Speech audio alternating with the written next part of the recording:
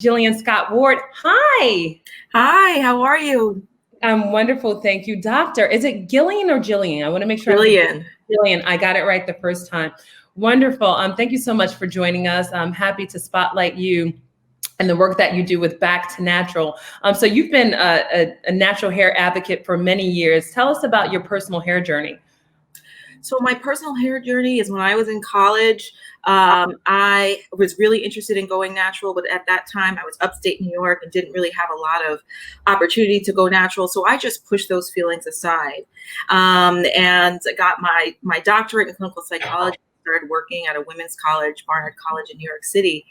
And it was an amazing opportunity to talk to women, from all different backgrounds, from all over the world, and talk about healing. And what I noticed when I was working healing spaces in the university was that Black women were coming in with something really unique. When everyone becomes juniors and seniors, they're all worried about how am I going to get a job and get an internship. But what Black women were talking about that other people weren't talking about is how would their presentation impact their ability to get a job.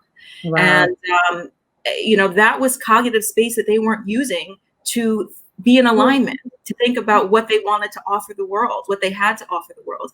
And at that time, I had a perm and I felt a lot of conflict about what it meant for me, a psychologist, a PhD, to represent, that position in their lives, but also have a perm. But that looks like, yeah.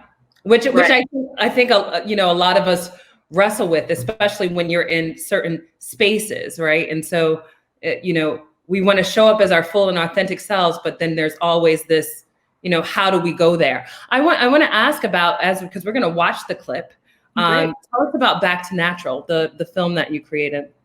So Back to Natural is really a healing tool. It is an international exploration and historical exploration of the natural hair movement. We go across the US, South Africa, France, all throughout the Caribbean, and talk to Black people and realize that we have shared experiences. Even if our language is different, even if parts of our culture are different, we have a shared experience and a shared ancestry.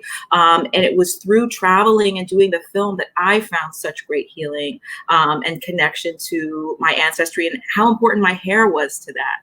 And we've been touring since 2017 and doing workshops on healing.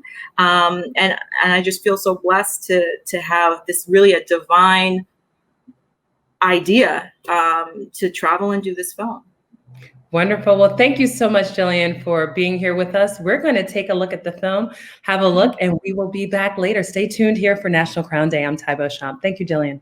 Thank you. Many people in the African-American community have taken to Twitter to insult Gabby Douglas's hair. And people are literally tweeting about her pulled back ponytail. Wore a wig to work every day because he was not allowed to wear dreadlocks. You do what you can to try to fit in. That style is stuck in the 60s, anti-establishment look, and it scares people. If Michelle Obama had natural hair. And that is why Black hair is political. When I was maybe 10, we started getting perms. That was the goal, is to get the hair that could swing. Literally my first memory is, I think I was 7 and I just was bald. The late 1990s, you had Black women stopping with the relaxers, but it wasn't called any kind of movement because they were doing it in isolation. 2005, when YouTube was invented, revolution broke out. Clients come to us. We're in France, right? Je voudrais un tapered cut. The reference now are through YouTube and the YouTubers. It's all throughout the world. Having locks freed me, kids, and a lot of my early socialization came with white kids. So I remember the attractive girls always being the white girls. At one point, there was a lot of discussion in my family about whether or not I should straighten my hair so that I would attract more men. When I dreamt about having children, I wanted to be sure that she would grow in a world where she wouldn't have to fight like we for our hair, for our identity. I wish my parents had said that I had beautiful hair. Black people and all people, but Black people in particular, not only have a right to be authentic, it is a requirement.